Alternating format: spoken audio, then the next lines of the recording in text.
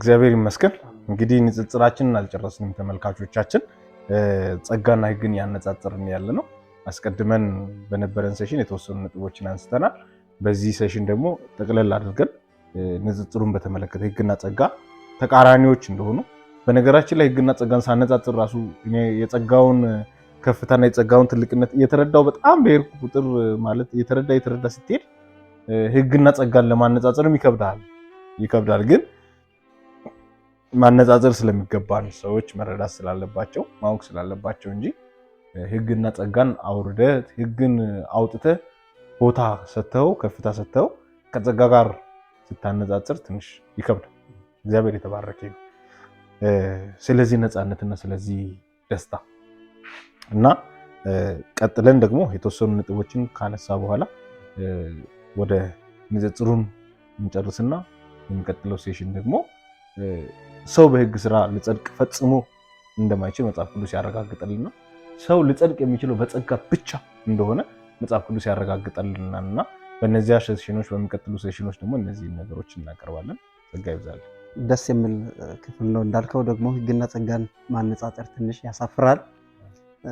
መቼም ስናነጻጽር ያው ለያይተን ክፍሉን መጽሐፍ ቅዱስ ከተሰጠው ዓላማ ተነስተን ለያይተን ለማየት ስለፈለግን ነው እንጂ የሕግ ጉልበት የጸጋ ጉልበት እያልን እንትን ለማለት አናነጻጽረውም። ሲጀመር ስለማይነጻጸሩ ማለት ነው። ክብር ለጌታ ይሁን። ሌላኛው ማነጻጸር ላይ አሁንም የምናየው ነገር ቢኖር ምንድነው? እንግዲያውስ ሕግ ይኮንናል። ብዙ ጊዜ ስንመለከት ወይም ከዚህ በፊትም ጥቂት ጠቅሰን አይተናልና ሕግ ሰዎችን ምን ያደርጋል? ይኮንናል ማለት ነው። የሕግ ስራው ባለፈውም ይህንን ነገር አውርቻለሁና ሕግ ማድረግ አይችል ብሎ መጽሐፍ ቅዱስ አረጋግጦ የምናገረው ነገር ብሎ ሕግ ማጽደቅ የሚባል ነገር በፍጹም አይችልም። ሕግ ቢያጸድቅ ኑሮ ክርስቶስ ስለ ሰው ልጅ ኃጢአት መጥቶ መሞት አስፈላጊ አይደለም፣ አያስፈልግም። ሕግ ቢያጸድቅ ኑሮ ጳውሎስ የሐዋርያ ሥራ ምዕራፍ 15 ጉባኤው እንዲፈጠር የአንጾኪያ ቤተክርስቲያን ቀውስ ባልተፈጠረ። እነዚህ ሰዎች የአንጾኪያ ሰዎች ከኢየሩሳሌም ወደ አንጾኪያ የወረዱ ሰዎች ምንድነው የሚሉት? ጸጋውንም ያዙ፣ ሕግንም ደግሞ እሱ ላይ ምን አድርጉበት? ጨምሩበት። እንዲሁም እኮ እንዳሁኑ አይደለም። በመስራት የሚለውን እንኳንስ አለ በመገረዝ አለ። ግዝረትን እንኳንስ የሚጠቀሙት ለመዳን ማለት ነው። መዳናችን እውን የሚሆነው ፍጹምነትን የሚያገኘው ምን ሲሆን ነው? ሕግን በመጠበቅ ነው ያለው እና በጣም አሳፋሪ እና በጣም ነውር። ቤተክርስቲያን በዚህ ጉዳይ ላይ ቀልድ ሳታውቅ ማለት ነው ሕግን በሚጨምረው ሕግን በሚያቀላቅለው ሰው ላይ እርምጃ ልትወስደው የሚገባ ትምህርት ቢኖር ይሄንን ትምህርት ቀልድ አናውቅም እኛ ቤተክርስቲያን በዚህ ጉዳይ ላይ ማለት ነው። እና ሕግ ሰዎችን ምን የማድረግ አቅም አለው? የመኮነን በቃ ይኮንናቸዋል። በቃ ኃጢአተኛ ነህ እያለ ምን ያደርጋል? ይኮንናል ማለት ነው። አይችልም ያኛውን የምናውቀውን ማድረግ ማለት ነው። ስለዚህ ሰዎችን እየኮነነ ኃጢአተኛ እንደሆኑ ሰዎች እንዲጮሁ ማለት ነው። ከዚህ ለሞት ታልፎ ከተሰጠ ሥጋ ማን ያድነኛል ብለው እንዲሉ የሚያደርገው ማን ነው? ሕግ ነው ማለት ነው። ኃጢአት የማያውቀው ሰውየው ኃጢአትን እንዲያውቅ የሚያደርገው ምንድነው? ሕግ ነው ማለት ነው። እንግዲያውስ የምንመለከተው አንዳንድ ጊዜ ሰዎች ለእግዚአብሔር እንደቀኑ ለጽድቅ የቀኑ ሰዎች መስሎ መድረክ ላይ ወጥቶ አንድ ትልቅ ስብከት ይሰብካሉና ከዚህም የተነሳ ህዝቦቻችንን ስንጠይቅ ቀረብ ብለህ አማኙን ብትጠይቅ እኔ አንዴ ያጋጠመኝ ምን መሰለህ? መንግስተ ሰማያት አሁን ብትሞት ትገባለህ ብዬ ስጠይቅ አልገባም አለ። አማኝ ነው 100% አልገባም አለ። ለምን? በጣም አልገባም አለ። ከዛ ለምን ብዬ ስጠይቅ አማኝ አይደለህም እንደ ለምን ብዬ ስጠይቅ 10ቱን ትእዛዝ ያልፈጸመ ሰው መንግስተ ሰማያት አይገባም። 10ቱን ትእዛዝ ሰዎች በመፈጸም መጽደቅ የሚችሉ ወደ መንግስተ ሰማያት መግባት ቢችሉ ኑሮ ክርስቶስ ስለ ዓለም ኃጢአት ምን መሆን የለበትም? መሞት የለበትም። ሄደ ለንጠዎችን ማለት ነው አማኝ የተባሉ ኳይር ቆሞ የሚያገለግለው ቆሞ የሚሰብከው ይውቅና ቤተክርስቲያን ሰጥተው ወንጌላዊ ያሉ ሰዎች ጋር ቀርበ ብትጠይቅ አሁን ብትሞት ትገባለህ ወይ ብትል አላቅም እሱን እግዚአብሔር ያውቃል ይላል ማለት ነው። በጣም የሚያሳፍር ማለት ነው።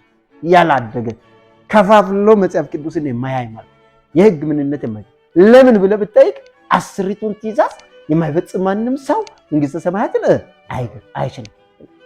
አሁን እንደዚህ ስንል እኮ ራሱ 10ቱን ትእዛዝ አትፈጽም፣ ዝሙት ስራ 10ቱ ትእዛዝ እኮ አታመንዝር፣ አትስረቅ ይላል እኮ አይደል እንዴ? አሁን እኛ 10ቱን ትእዛዝ በሙሴ ህግ መሰረት አናከብረው ማለት ዝሙት እንደፈለግ ስራ ስረቅ ማለታችን ነው? አይደለም። እኛ ኃጢአት የሚሰራ ማንነት የለንም፣ አዲሱ ማንነት ነው ያለን በእኛ። አሁን እኛ ስለ ኃጢአት ከተነሳም ከኛ ማንነት ከአዲሱ ማንነት ተነስተን ነው የምናወራው። ስለዚህ ህጉ ይኮንናል። ሮሜ ምዕራፍ 7 ላይ እንደምንመለከተው፣ ሮሜ ምዕራፍ 6 ላይ እንደምንመለከተው ህጉ በመኮነን ነው የሚታወቀው። ኃጢአተኛ እንደሆንክ በማሳወቅ ፍርድ እንደሚገባ፣ ሞት እንደሚገባ እንድታምን በማድረግ የሚታወቀው ህግ ነው። እሱ ለኃጢአት አሳልፎ በመስጠት ኃጢአት እንዲገል በማድረግ ሚናን ይጫወታል። ህግ ይኮንናል ማለት ነው። ሌላኛው ወደ ጸጋ በምንመጣበት ጊዜ ጸጋ መኮንን አይደለም። ሰዎች ኃጢአተኛ እንደሆነ ሰዎች እንደሚያውቁና ሰዎችን ከኃጢአተኛ ማንነት ደግሞ ምን በማድረግ በማውጣት በማጽደቅ ይታወቃል። በህጉ መሰረት እኮ ነው ያችን ሴት በድንጋይ ለመውገር የመጡት ማለት ነው። በህጉ የሙሴ ህግ ያመነዘረ ሰው በድንጋይ ተወግሮ ምን ይበል ይሞት ይላል።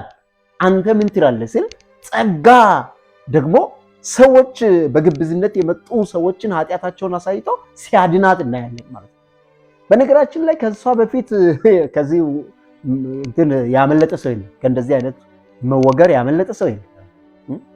ጸጋ በመጣ ጊዜ ግን ያችን ሴት ሲያድናት እናያለን። ጸጋ በማዳን ይታወቃል። ህጉ ሲኮንን ጸጋ አይኮንንም። ጸጋ ኃጢአትሽ ምን ተብሎታል? ተሰረየልሻል ይላል። ስለዚህ ሮሜ ምዕራፍ 8 ከቁጥር 1 ጀምሬ ከእግዚአብሔር ቃል አንድ ስፍራ ላንብብ። እንግዲህ በክርስቶስ ኢየሱስ ላሉት አሁን ኩነኔ የለባቸው ማለትም ጸጋ አይኮንናቸው ማለት እንደው አይደለም። ጸጋ በባህሪው የሚኮንን አይደለም። ጸጋ ሰዎችን በማዳን የሚታወቅ ነው። ህግ ግን ይኮንናል፣ ማዳን የማይችል ነው። አሁን በክርስቶስ ኢየሱስ ላሉት ምን የላቸውም? ኩነኔ የላቸውም ሲል ይህ ህግ የሚባለው ነገር ራሱ እነሱን ሊኮንናቸው አይችልም። አሁን ህግ እንደ ፈርሰን እንመልከትና ህግ መጥቶ አንተ ኃጢአተኛ ነህ ሊል በፍጹም በክርስቶስ ኢየሱስ አምኖ የዳነውን ሰው አይችልም። ሊኮንን ፍርድ ልስጥህ እንደባለፈው ማለት ነው። ሰዎችን የህግ ሰዎችን እንደሚኮንን አሁን እኛን ሊኮንን በፍጹም አይችልም። እንግዲህ በክርስቶስ ኢየሱስ ላሉት አሁን ኩነኔ የለባቸውም ማለት ነው። በቃ አለቀ። ይሄንን በዚህ ተዘጋለን። የለባቸውም ይላል ግን ብለም አትቀጥለው። አሁን በክርስቶስ ላሉት አሁን ምን የላቸው? ኩነኔ የለም። ይሄ ኩነኔ የለባቸው ማንም ሊኮንን ሊወቅሳቸው እንደዚህ ሊፈርዳቸው አይችልም ማለት ነው። በቃ አለቀ። ከጸጋ አቅም በላይ የሆነ አቅም ስለሌለ ማለት ነው። ይሄንን ልና ደስ የሚለው ህግን ሊያሳይ ሲፈልግ እንደዚህ ይላል። በክርስቶስ ኢየሱስ ያለው የህይወት መንፈስ ህግ፣ ያኛው የምን ህግ? የሙሴ ህግ፣ ይሄኛው ደግሞ የመንፈስ ቅዱስ ህግ ከኃጢአትና ከሞት ህግ አርነት አውጥታቸዋል። ከኃጢአትና ከሞት የሞት ህግ የተባለው የማን ህግ ነው? የሙሴ ህግ ነው። ወይኔ ይሄ ክፍል እንዴት ደስ ይላል! የሙሴ ህግ ምን አይነት ህግ ነው ከተባለ የኃጢአትና የሞት ህግ ነው። የሚገል ነው፣ የሚኮንን ነው፣ የሚያጠፋ ነው። እዚህው ክፍል እንኳን ስንመለከት ምንድነው አሁን እኛ የምንመላለሰው አማኝ እኛ ወይም በጸጋ የዳን ወይም ጸጋን የተቀበሉ ሰዎች የሚመላለሱት በምን አይነት ህግ ነው ከተባለ ከዚህ ከሞትና ከኃጢአት ህግ አርነት አውጥቶ ነው። ደስ የሚል ማለት ነው። ስለዚህ ይሄኛው የመንፈስ ህግ ከሙሴ ህግ ነፃ አውጥቶናል። የህይወት ህግ ደግሞ ከሞት ህግ እኛን ምን አድርጎናል? ነፃ አውጥቶናል። የሚያሳዝነው ነገር አማኙ በዚህም በሞት ህግ ውስጥ ካልተመላለስኩ እያለ ሲጨቃጨቅ፣ እንዲሁም አልፎ ተርፎ እነዚህ በክርስቶስ ኢየሱስ ጸድቀናል ድነናል የሚሉ ሰዎች ደግሞ ከቤተ ክርስቲያን እስከሚባረሩ ድረስ ማለት ደርሷል። ይሄ እውነት የታወቀ ይሄን ወንጌል የሚሰብክ ሰው ሐሰተኛ ተብሎ ይባረራል። የቤተ ክርስቲያንን ታሪክ በምንመለከትበት ጊዜ ከሐዋርያት ዘመን ወደዚህ በአጠቃላይ በምንመለከትበት ጊዜ እንደዚህ አይነት ወንጌል የሚሰብኩ ሁሉም ይገደላል። ብዙ የቤተ ክርስቲያንን ታሪክ የኢትዮጵያ ቤተክርስቲያን ታሪክ ራሱ ብናነብ ከኦርቶዶክስ ጀምረን ስንመጣ ይህንን ወንጌል የሰበኩ ብዙዎች ሞተዋል። ስለዚህ ከዚህ ህግ እኛን ምን አድርጎናል? ነፃ አውጥቶናል። አሁን ሚኮንነን ማንም የለም። ህግ ሊኮንነን የሚችለው በእኔ ላይ ምን ሲኖረው ነው? ስልጣን ሲኖረው። አሁን ይሄ የሙሴ ህግ በእኔ ላይ ምን የለው? ስልጣን የለው። ሌላ ክፍል በዚህ ቦታ ላይ ልጨምርና ሮሜ ምዕራፍ 6 ከቁጥር 23 ላይ እንደዚህ ይላል፣ የኃጢአት ደሞዝ ሞት ነውና የእግዚአብሔር የጸጋ ስጦታ ግን በክርስቶስ ኢየሱስ በጌታችን የዘላለም ህይወት ነው። እንደዚህ የኃጢአት ደሞዝ ምንድን ነው? ሞት ነው። እንግዲያውስ ሰው ኃጢአትን ይሰራል አይደል? ሮሜ ምዕራፍ 3 ላይ እንደተመለከትን ሰው የሰራ ነገር አለ። የሰራው ምንድነው? ኃጢአት ነው። ሰው ከሰራ ደግሞ እግዚአብሔር ታማኝ አምላክ ነውና ለሰዎች ይከፍላል ማለት ነው። ይከፍላል። ስለዚህ ደግሞ ደሞዙ ምንድነው ሲባል የኃጢአት ደሞዝ ምንድነው? ሞት ነው። ይሄንን ሁሉም ሰው ይቀበላል። ሁሉም ሰው እኔ ግን እጠብቃለሁ እኔ በራሴ ስራ ምናምን የሚሉ ማንኛውም ሰው ይሄንን ሊቀበላል። ደሞዙ ነፍ ሆኖ ይጠብቀዋል። እግዚአብሔር አንዲት ሳይቀንስ ማለት ነው ይሰጣል። ነገር ግን ሞት ነውና ካለ የእግዚአብሔር የጸጋ ስጦታ ግን በክርስቶስ ኢየሱስ በጌታችን የዘላለም ምንድነው? ህይወት ነው። እንግዲህ ህግ ሲገል ታገኛለህ። ጸጋ ደግሞ ምን ሲያደርግ? ህይወትን ሲሰጥ የዘላለምን ህይወት ለዛው የ10 ዓመት አይደለም የ20 ዓመት አይደለም የሚሰጠው ህይወት የዘላለም ህይወትን ሲሰጥ እናገኛለን ማለት ነው። ሌላኛው ደግሞ ህግ ባለፈው እንደተመለከትነው የኃጢአት ምንድነው? ጉልበት ነው። የኃጢአት ጉልበት ነው። እንግዲያውስ ህግ ኃጢአትን እንድናውቅ የተደረገበት አንዱ መንገድ ነውና ህግ ኃጢአትን ገልጦ እኛን በማሳየት እኛ ኃጢአትን ስንሰራ ኃጢአተኛ እንደሆነን በመውቀስ እኛ ፍርድ እንደሚገባን ከተናገረን በኋላ ለኃጢአት አሳልፎ ምን ያደርገናል? ይሰጠናል። ኃጢአት እኛን ደግሞ ምን ያደርገናል? ይገለናል ማለት ነው። ይገለናል። እንግዲያውስ ህግ ኃጢአትን የሚያሳውቅ ሲሆን ጸጋ ግን ከኃጢአት ምኞት ምን የሚያደርግ? ነፃ የሚያወጣ እዚህ ሮሜ ላይም ተመልክተናልና ቲቶ ላይ ነው መሰለ የእግዚአብሔር ጸጋ ምን ሆኗል? ተገልጧል ካለ በኋላ ደግሞ ምን ይላል? ይህም ጸጋ ዓለማዊ ምኞትን ኃጢአትን ክደን የተባረከውንም ተስፋችንን ያስተምረናል። በቃ አንድ ሰው የህግ ሰዎችን በነገራችን ላይ ህግን በጣም አክርረው የሚያወሩ ጸጋን ማውራት የማይችሉ ህግን አክርረው የሚያወሩ ራሳቸው በዛ ውድቀት ውስጥ እንዳሉ በሚገባ አይረዱ። ሲያገለግሉ ራሱ ቤታቸው ቁጣ ነው ያለው ማለት ነው። ግን የጸጋ ሰው ራሱንም ያስገባበታል። ሁላችንም ኃጢአተኞች ነበርን። በጸጋው ዙፋን ፊት በምንቀርብበት ጊዜ ይቅርታን ምን እናገኛለን እያለ የሚያወራል። ስለዚህ ኃጢአተኛነትን ክደን እንድንሄድ እንደው ንቀን እንድንሄድ የሚያደርገው ማን ነው? ጸጋው ነው ማለት ነው። አቅም ይሆናል ማለት ነው። እኛ እኮ ኢየሱስ ክርስቶስ ዮሐንስ ወንጌል ላይ እንደዚህ ነው ያለው፣ እኔ ብሄድ ይሻላችኋል፣ ሂጄም አጽናኙን መንፈስ ቅዱስ እልክላችኋለሁ። እሱ አጽናኝ በመጣ ጊዜ ወደ እውነት ሁሉ ምን ያደርጋችኋል? ይመራችኋል። በቃ አሁን አማኝ የሚመራው በራሱ ጥንቁቅ ስለሆነ ማስታወሻው ላይ ከ2 ሰዓት እስከ 3 ሰዓት እዚህ ቦታ ላይ ቆያለሁ፣ ከ5 ሰዓት እስከ ምናምን እዚህ ላይ ቆያለሁ ብሎ ምናምን ስላለ አይደለም። እውነት የሚባለውን ነገር ለማድረግ ጥረት ስላደረገም አይደለም። አማኝ ወደ እውነት የሚመራው አንድ አካል አለ። ያ ምንድነው? መንፈስ ቅዱስ ይባላል። አማኙ በራሱ ደካማ ነው፣ የሚጠፋ ነው፣ በግ ነው፣ በቃ የሚጠፋ ነው። ስለዚህ እንዳይጠፋ የሚመራ ማለት ኢየሱስ ክርስቶስ ሲናገር ምን አለ? እኔ እረኛ ነኝ አይደል? እረኛ ነኝ ስል እረኛው እንግዲያውስ በጎች ወዴት እንደሚሄዱ ኃላፊነቱ ያለው በማን እጅ ነው? በእረኛው እጅ። አሁን አማኞችን የሚመራው ማን ነው? መንፈስ ቅዱስ ነው ማለት ነው። ኃጢአት ወዳለበት እንዳይሄዱ ኃጢአትን እንዳይሰሩ የሚመራ መንፈስ ቅዱስ አለ። በነገራችን ላይ ይህንን ትክክለኛ ቤተክርስቲያን ትቀበላለች። በቃ አማኝ በመንፈስ ቅዱስ ኃይል እንደሚመራ በመንፈስ ቅዱስ ኃይል እንደሚኖር ማለት ነው ትቀበላለች። ሁላችንም የምንቀበለው እውነት ነውና ስለዚህ ኃጢአትን ክደን እንድንኖር የሚያስችል የእግዚአብሔር ጸጋ በዚህ ዘመን ለኛ ተገልጦልናል። ጸጋ ኃጢአተኛውን ሰው የሚኮንን ሳይሆን የሚያድን ነው። ህግ ግን የሚኮንን ነው። ሕግ የሚገል ሲሆን ጸጋ ደግሞ የሚያድን ነው። ክብር ለጌታ ይሁን። ጸጋ ያብዛል። እንግዲህ የጸጋና የሕግን ልዩነት በምናይበት ጊዜ የመጨረሻውን ክፍል ብናደርገው ደስ ይለኛልና ጸጋና ሕግ በምናይበት ጊዜ እንግዲህ ከሰጪውም ስናይ ሕግ በሙሴ ጸጋ ግን በክርስቶስ ኢየሱስ ሆነ ይላልና ከሙሴና ከክርስቶስ ማን ነው የሚበልጠው? ይሄን ማነጻጸር እንግዲህ ሕግንና ጸጋን እንደማነጻጸር ያክል የወረደ ነገር እንደሆነ ኮንሰፕቱ በራሱ ደስ የማይል ማለት ብዙም የማያንጽ ነው። ሕግን አነጻጽረ አምጥተህ ከጸጋ ጋር ስታነጻጽር ሞትንና ሕይወትን እንደማነጻጽር የሁለት ዓለም ምስራቅና ምዕራብን ለማገናኘት እንደመሞከር እንደሆነ እንረዳለን። ሕግን በምናይበት ጊዜ በእጅ የተደረገ መገረዝ ለምሳሌ ጳውሎስ ይህን አስቡ ይላል። አይዛብ የሆኑ ለኤፌሶን ሰዎች ሲጽፍላቸው ማለት ነው። ምዕራፍ 2 ከቁጥር 11 አካባቢ በእጅ የተገረዙ አይሁዳውያን ምን ያሏችሁን ይላል። ያልተገረዙ የተባላችሁትን ይህንን አስቧል። በዚህም ዓለም ተስፋን አጣችሁ፣ በሚመጣውም ዓለም ተስፋ ሳይኖራችሁ ያለ ክርስቶስም ያለ ተስፋም ነበራችሁ። አይሁዳውያን ከኛ የሚሻሉት በምንድን ነው? ሕጉ ተሰጥቷቸዋል።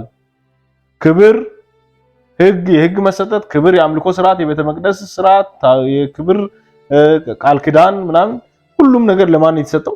ለነሱ። ልጅነት በሙሉ ለነሱ ነው የተሰጠው። እነዚያ የተሰጣቸው ሰዎች ምን ይሉ ነበር?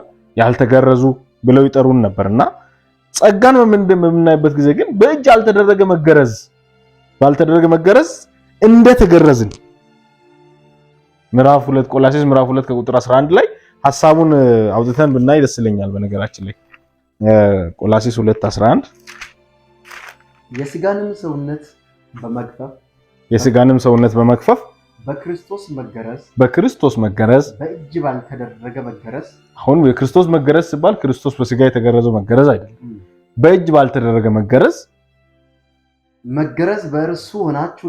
በእርሱ በክርስቶስ ሆናችሁ ደግሞ ተገረዛችሁ ይላል።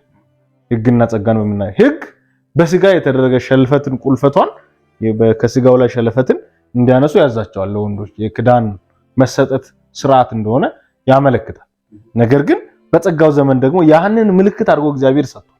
ምን ማለት ነው ሲባል በክርስቶስ መገረዝ በእጅ ባልተደረገ መገረዝ እናንተም ምን ሆናችኋል? ተገረዛችሁ። የሥጋን ሰውነት የኃጢአተኝነት የሚባለውን ባህር አሁን ኃጢአት እንዳይገዛን እግዚአብሔር ያንን አድርጎናል። ኦኬ። ሁለተኛ ሕግን በምናይበት ጊዜ የዕዳ ጽሕፈት ነው። ሕግ አትስረቅ ከተባለ አትስረቅ ውስጥ ስንት ጊዜ እንደሰረክ ነው የምናገረው። አትመኝ ብሏል። አትመኙስ ምን ያህል ጊዜ እንደተመኘ የዕዳ ጽሕፈት ፔይቢል ነው ወይም የዕዳ ጽሕፈት የዕዳ ዝርዝር ነው ያለው ሕጉ ላይ ሰው ሊከፍለው የማይችለው የዕዳ ዝርዝር እንዳለ እንመለከታለን። ወደዚህ ስንመጣ ወደ ጸጋው ስንመጣ ግን መስቀል ነው ያለው። መስቀሉን ትመለከታለህ። በቃ መስቀሉን ትመለከታለህ። ተሰርቶልሃል። በዚህ መስቀል ላይ ተሰርቶልሃል። አንተ ዕዳ የለብህም ነው የሚለው። ያንተ ዕዳ በመስቀል ጠርቆ ከኛ ምን አደረገው ይላል? አስወገደው ይላል። በመስቀል ጠርቆ ከኛ አስወገደው። የሥጋን ሰውነት በመክፈል የክርስቶስ በመሆን በክርስቶስ መገረዝ እኛ ሁላችንም እንደተገረዝን ስናገር በመስቀል ጠርቆ ከኛ ዕዳ የተባለ ነገር ሁሉ ከኛ እንደተወገደ ቆላስይስ ምዕራፍ 2 ከቁጥር 11 ላይ ያለው ክፍል ያስተምረናልና ቆላስይስ ምዕራፍ 2 ከቁጥር 14 ላይ በደላችሁን ሁሉ ይቅር አላችሁ፣ በእኛ ላይ የነበረውን የሚቃወመንንም በትእዛዛት የተጻፈውን የዕዳ ጽሕፈት ምንድነው? እሱ ሕግ ማለት ነው። በዕዳ ጽሕፈት ደመሰሰው፣ እርሱንም በመስቀል ጠርቆ ከመንገድ ምን አድርጎታል? አስወግዶታል። አሁን ዕዳ እንደሌለበት ሰው ነው የምንኖረው። አንድ ዕዳ ያለብን ዕዳ ምንድነው ከተባለ ወንጌልን ለፍጥረት ሁሉ ምን ማድረግ? መስበክ፣ ሰዎች ክርስቶስን እንዲያውቁ ማድረግ፣ በጸጋ ክርስቶስን በማወቅ ወደሚገኝ ወደ መረዳት ባለጠግነት ደርሶ እንዲሞሉ ማገልገል። ጳውሎስ ሲናገር ታገኙ ዘንድ ምን ሆኑ ይላል? ሩጡ፣ ትጉ እንዳለ ሁሉ ለምሳሌ በክርስቶስ የሚገኘውን መዳን ከዘላለም ክብር ጋር እንዲወርሱ ለተመረጡት ስል ምን እላለሁ አለ እጋደላለሁ ብሎ ጳውሎስ እነዚህ በክርስቶስ የሚያምኑ ሰዎች ከዘላለም ክብር ጋር እንግዲህ በክርስቶስ የሚገኘው መዳን በስራ የሚገኝ አይደለም።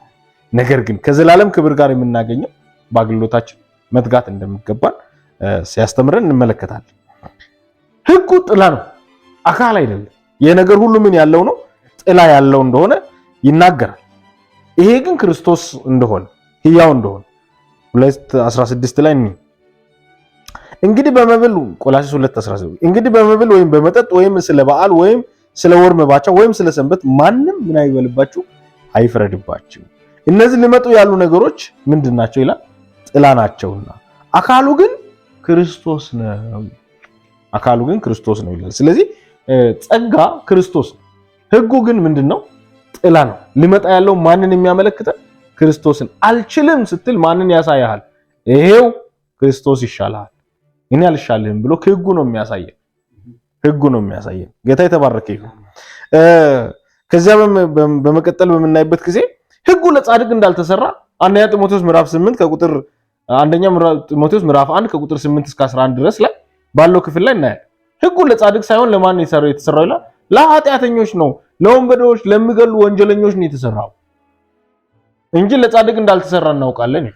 ላንብበው፣ ዛሬ ባነበው ደስ ይለኛል። በነገራችን ላይ ይሄ ወሳኝ ክፍል ስለሆነ ማለት ነው። አንደኛ ጢሞቴዎስ ምዕራፍ 1 ከቁጥር 8 ጀምሮ እንግዲህ በጌታችን ምስክርነት ይሄ ሁለተኛ ጢሞቴዎስ ነው። ነገር ግን ሰው እንደሚገባ ቢሰራበት፣ ይሄንን ጳውሎስ የምናገረው በነገራችን ላይ ጢሞቴዎስን የት እንዲቀመጥ ለምኖት ነበር? በኤፌሶን እንዲቀመጥ ለምኖታል። ለምንድን ነው የለመነው ሲባል በቤተ ክርስቲያኑ ሰዎች ሕግንና ልዩ ትምህርት እንዳያስተምሩ፣ ልዩ የሆነ ፍልስፍና ምናምን ያለበትን ትምህርት እንዳያስተምሩ፣ ሕግንና ልዩ ትምህርትን እንዳያስተምሩ ምን ታረጋቸው ዘንድ? ታዛቸው ዘንድ፣ ዝም ታሰኛቸው ዘንድ። እንግዲህ በቤተ ክርስቲያን ውስጥ ፈጽሞ ሕግን ማስተማር እንደሌለባቸው ባለፈው በነበረን ሴሽንም ስላየን ማለት ነው። ሰው እንደሚገባ ቢሰራበት ሕግ መልካም እንደሆነ እናውቃለን። ሕጉ መልካም ነው። አትስረቅ ስል መልካም እኮ ነው። አታመንዝር ስል መልካም ነው እንጂ ክፉ ነው እያልን አይደለም። ግን ውጤቱ ያመጣው ውጤት በእኛ ላይ ምንን አመጣብን? ሞትን ያመጣው። ሕጉ መልካም እንደሆነ ነው። ይኸውም ለበደለኞች፣ ለማይታዙ፣ ለአመፀኞች፣ ለኃጢአተኞች፣ ቅድስና ለሌላቸው፣ ለርኩሳን፣ አባትና እናትን ለሚገሉ፣ ለነፍሰ ገዳዮችና ለሴሰኞች፣ ከወንድም ጋር ለሚተኙ፣ በሰዎችም ለሚነግዱ፣ ለውሸተኞችም በውሸትም ለሚምሉ የብሩክ እግዚአብሔርንም ክብር እንደሚገልጥ ለእኔ አደራ እንደተሰጠኝ ወንጌል የሆነውን ደህና ትምህርት ለሚቃወም ለሌላ ነገር ሁሉ ሕግ እንደተሰራ እንጂ ለጻድቅ እንዳልተሰራ ሲያውቅ ነው። ሕጉ ይጠቅማል። ለምን? ለጻድቅ አልተሰራም። ለጻድቅ እንዳልተሰራ ስታውቅ ሕጉ ይጠቅማል። ለማን እንደተሰራ ታውቃለህ? ለኃጢአተኛው እንደተሰራ፣ የወንጌልን ትምህርት ለሚቃወሙት እንደተሰራ፣ እውነተኛ የሆነውን በብሩክ እግዚአብሔር የተሰጠውን የጸጋውን ትምህርት ለሚቃወሙት ሕጉ የተሰራው ለነሱ ነው። ኦኬ። ስለዚህ ሕጉ ወንጌልን የሚቃወም ነው። ሮሜ ምዕራፍ 3 ከቁጥር 24 ላይ በክርስቶስ በሆነው ቤዛነት እንዲያው በጸጋው ምን ይሆናሉ አይደል? ይጸድቃሉ ይላል። እኔ ድሮ ፕሮግራሞችን እመራ ነበር ቤተክርስቲያን ውስጥ አገልግሎት ሲሰጠኝና የመጀመሪያው ነገር የምጸልየው ጸሎት ምንድነው? ሁሉ ኃጢአትን ሰርተዋል፣ እግዚአብሔርን ክብር ጎሎባቸዋል። ይሄን ጥቅስ አነባለሁ። ግን በጣም የሚገርመኝ ምዕራፍ 3 23ን አነባለሁ። ሮሜ ምዕራፍ 3 22ን አላነብም፣ 24ን አላነብም። ቢያንስ 22 21 ባነብ እኮ እፎይታ ይሰጠኛል። 24ን አያስነብበኝም። አሁን ግን በክርስቶስ በሆነው ቤዛነት እንዲያው በጸጋው ይጸድቃሉ ይላል ቁጥር 24 ማለት ነው። እሱንም አላነበውም። ሁሉ ኃጢአትን ሰርተዋል፣ የእግዚአብሔርም ክብር ጎሎባቸዋል። ይገለብጣል ወደ ሌላ ክብር። ሮሜ ምዕራፍ 6 23 ይሄድና የኃጢአት ደሞዝ ሞት ነውና እችን አነባለሁ። በክርስቶስ የሆነው ቤዛነት የዘላለም ሕይወት ነው የሚለውን ነገር አላነበውም።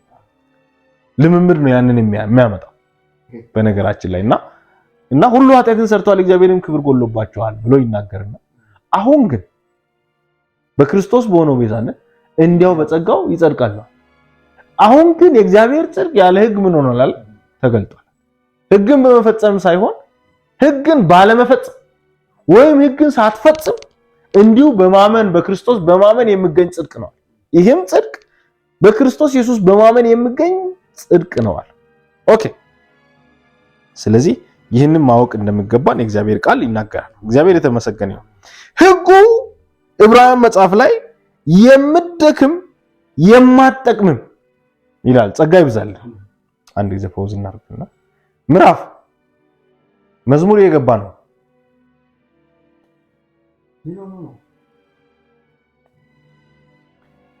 እሺ የምትደክምም የማትጠቅም ስለሆነች የቀደመችው ትእዛዝ ምን ሆናለች ይላል? ተሽራለች።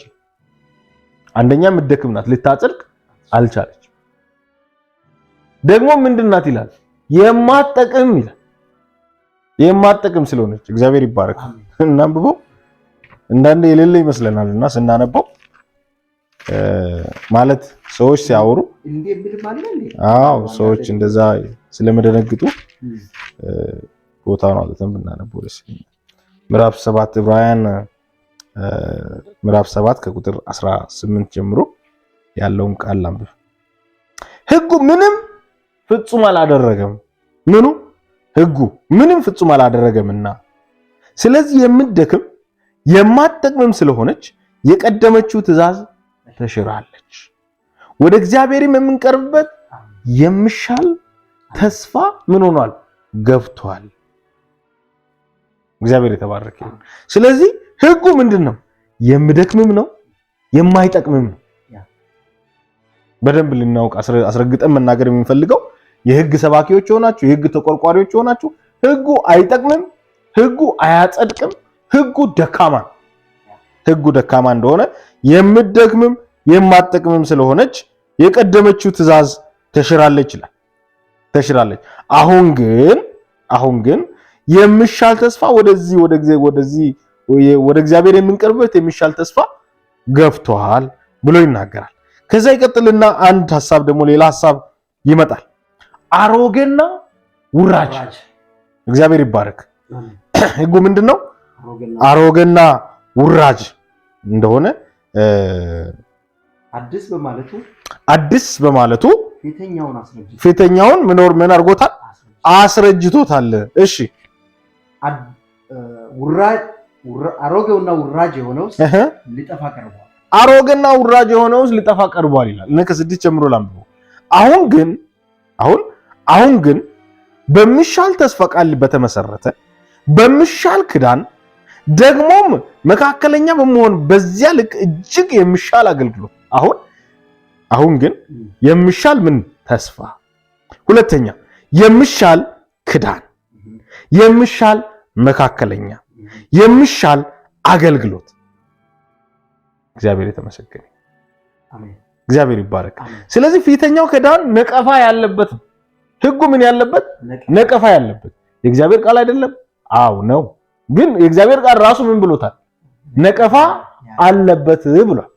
የቃሉ ባለቤት እኮ ነው። አሁን አንዳንድ ሰዎች ለሕጉ ተቆርቋሪ የሚሆኑ ሰዎች ሕጉ የሚናገሩን ራሱ ፈጽሞ ጠንቅቀው አያውቁትም። ጳውሎስ እንደሚለው ሕጉን የጻፈው የሕጉ ባለቤት የዚህ ቃል ባለቤት እግዚአብሔር ነው አይደል?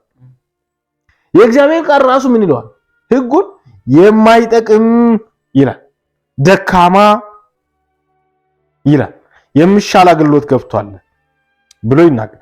አዲስ በማለቱ ፊተኛውን አስረጅቷል፣ አሮጌውና ውራጅ የሆነውስ ሊጠፋ ቀርቧል ይላል። ምዕራፍ ቁጥር 13 ላይ አሮጌና ውራጅ የሆነው እግዚአብሔር ይባረክ። ስለዚህ ለዚህ ውራጅ ለሆነው አገልግሎት ሰዎች ሲቆረቆሩለት፣ ሰዎች በጣም ሲንገበገቡለት፣ ደም ስራቸው ተገትሮ የጽድቅ ጠበቃዎች ነን ብለው ሲቆሙ እንመለከታለንና ራሳቸውም እንደሆኑ እኮ ያውቁ።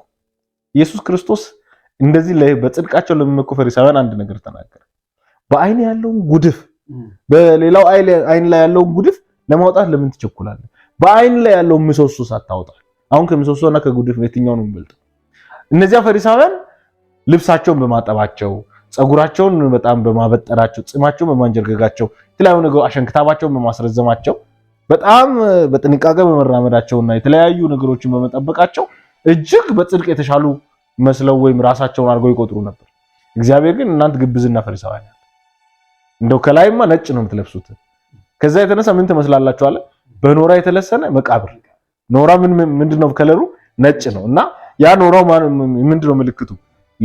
ልብሳቸውን በኖራ ሲመስል ነገር ግን ውስጣቸው እንደው በመቃብር የሞተ ነገር ያለበት ውስጣቸው ሞቷል ብሎ ይናገራልና አሮጌና ውራጅ፣ ይሄ ግን አዲስና ሕያው የሚሻል እንደሆነ አዲስ ኪዳንን የሚሻል እንደሆነ ጸጋውን የሚሻል እንደሆነ አስረግጦ ያስረዳናል። እግዚአብሔር የተባረከ ይሁን። ጸንቶ የሚኖር ኪዳን እንደሆነ ይናገራል።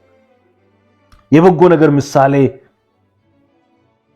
እውነተኛ እንደሆነ ሕጉ ጸጋው ዕብራውያን ምዕራፍ 10 ከቁጥር 1 ላይ ይህንን እናገኛለን። እውነተኛ ሳይሆን የነገር ጥላ ያለው እንደሆነ እውነተኛ ሕጉ ሊመጣ ያለው በጎ ነገር እውነተኛ አምሳል ሳይሆን 11 ላይ እውነተኛ አምሳል ሳይሆን የነገር ጥላ አለውና ስለዚህም በየዓመቱ በሚያቀርቡት መስዋዕት ምንን ያስታውሳሉ አለ። እነሱም ስርየትን እናገኛለን ብለው ቢሄዱ ስርየትን አገኘን ብለው ጊዜያዊ መንጻትን ቢያስገኙ ምንን አስታውሰው ይመጣሉ? ኃጢአትን አስታውሰው እንደሚመጡ እናያለን። ከዚህም የተነሳ በሕጉ መሰረት መስዋዕት ቢያቀርቡም እንኳን ምን አይላቸው አይሰረይላቸውም። ስርየትን አግኝተው አያውቁ። ነገር ግን ምን የሚያደርግ የምን ፋንክሽን ነበረው? ኃጢአትን የማስታወስ እስከ ቁጥር 4 ላንብበው። ከቶ አይችልም የሚያቀርቡትን ሊፈጽም ወይም የሚያቀርቡትን ሰዎች ፍጹማን ሊያደርጋቸው ፈጽሞ አይችልም። እንደዚህማ ባይሆን ያመለኩት አንድ ጊዜ ነስተው ከዚያ በኋላ በህሊናቸው ኃጢአት ስላላወቁ ማቅረብን በተው አልነበረምን? ነገር ግን በዚያ መስዋዕት በየዓመቱ የኃጢአት መታሰቢያ አለ። በጣም የሚያሳዝነው። ስለዚህ ሕጉን ይፈጽሙ የነበሩ ሕጉን የተቀበሉ አይሁዳውያን እንኳን ሕጉ ምን ያደርግላቸው ነበር? በየዓመቱ ኃጢአታቸው ምን ያደርጋቸው ነበር? ያስታውሳቸው። መስዋዕት አቅርቦ ሲመጣ ማንም ደስተኛ ሆኖ አይመጣም። እፎይ ነፃ ወጥቻለሁ እግዚአብሔር ይመስገን አሁን ጻድቅ ነኝ ብሎ አይደለም የሚመጣው። ሰው አቀርቅሮ ይሄን ሁሉ ያደረኩት ነኝ እንደ ብሎ እያሰበ እያዘነ ነው የሚመጣው። አንገቱን ደፍቶ ነው የሚመጣው። ከዚህም የተነሳ እንትን ልላቸው እንዳልቻለ ነገር ግን ለኛ ደግሞ በጸጋው ለምናምን 10 ከቁጥር 14 ላይ ከ10 ጀምሮ ላንብብ አንዴ። በፊተኛው ሁለተኛውን ሊያቆም የፊተኛውን ምን ያደርጋል? ይሽራል ይልና በዚህም ፍቃድ የኢየሱስ ክርስቶስን አንድ ጊዜ የኢየሱስ ክርስቶስን ሥጋ አንድ ጊዜ ፈጽሞ በማቅረብ ምን ሆነናል? ተቀድሰናል፣ ፍጹማን አድርጎናል። እግዚአብሔር የተባረከ ይሁን። ሊቀ ካህናትም ዕለት እያገለገለ ኃጢአትን ሊያስወግዱ ከቶ የማይችሉትን እነዚያ መስዋዕቶች ብዙ ጊዜ እያቀረበ ቆሟል። እርሱ ግን ስለ ኃጢአት አንድን መስዋዕት ለዘላለም አቅርቦ በእግዚአብሔር ቀኝ ምን ሆነ? ተቀመጠ። ጠላቶቹም የእግሩ መረገጫ እስኪደረጉ ድረስ ወደፊት ይጠብቃል። አንድ ጊዜ የሚቀደሱትን ለዘላለም ምን አድርጓቸዋል ይላል? ፍጹማን። እኔ አሁን ለዘላለም ምንድን ነኝ? ፍጹም ነኝ። እግዚአብሔር የተባረከ። በእግዚአብሔር ፊት ለዘላለም ፍጹም ነኝ። አንድም ጊዜ የምረበሸው ነገር አልደክምም፣ ደክማለሁ፣ አላጠፋም፣ አጠፋለሁ። ግን ምንድን ነኝ? ፍጹም ነኝ። እግዚአብሔር ሲያይ ፍጹም ነኝ በክርስቶስ ኢየሱስ ስለተቀበለኝ። ስለዚህ ጸጋው ለዘላለም ምን የሚያደርግ ነው? ፍጹም ነህ፣ ፍጹም ሆነሃል፣ ወደ አብ መግባት ትችላለህ ስል ሕጉ ደግሞ ልትቀርብ ፈጽሞ አችልም ብሎ ነው የሚናገረው። ስለዚህ ሕጉ ውራጅ ነው፣ ሕጉ የማይረባ፣ ሕጉ ደካማ ነው፣ ሕጉ የማይጠቅም፣ ሕጉ ከመንገድ ምን የሆነ ነው? የተወገደ የዕዳ ጽሕፈት ነው። እግዚአብሔር የተባረከ ይሁን። ስለዚህ ተመልካቾቻችን ይህንን ንጽጽር ተመልክታችኋል። ሁላችሁም እግዚአብሔር ጸጋን ያብዛላችሁ። ሁላችሁንም እንወዳችኋለን። ፔጃችንን ሳብስክራይብ አድርጉ። ሌሎችም ሳብስክራይብ እንዲያደርጉ ሼር አድርጉላቸው። በተለያዩ መስመሮች ሊንኩን ሼር አድርጋችሁ ሰዎች ሳብስክራይብ እንዲያደርጉ ለብዙዎች ትምህርቱ እንዲደርስ እርዱን። እግዚአብሔር ጸጋን ያብዛላችሁ። እንወዳችኋለን። ጸጋው ለዘላለም አጽድቆናል። እናመሰግናለን።